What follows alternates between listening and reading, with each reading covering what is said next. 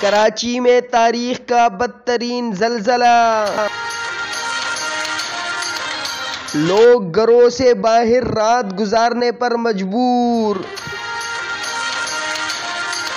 مزید زلزلے آنے کا امکان، اہم رپورٹ جانیے آج کی اس ویڈیو میں۔